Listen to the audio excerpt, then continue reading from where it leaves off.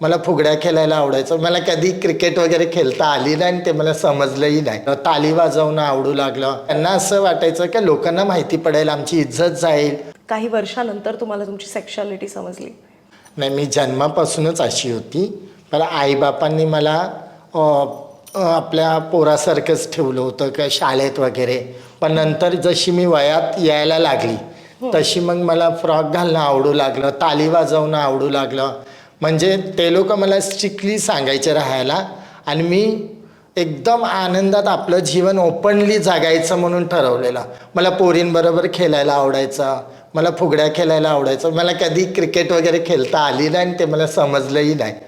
अच्छा, म्हणजे ते तुम्हाला एखाद्या मुलासारखं वाढवत होते? हो, म्हणजे त्यांना असं वाटायचं की लोकांना माहिती पडेल, आमची इज्जत जाईल म्हणून ते तसे करायचे. पण त्यांनाही ते कुठेतरी माहिती होतं की ही मावशी आहे म्हणून.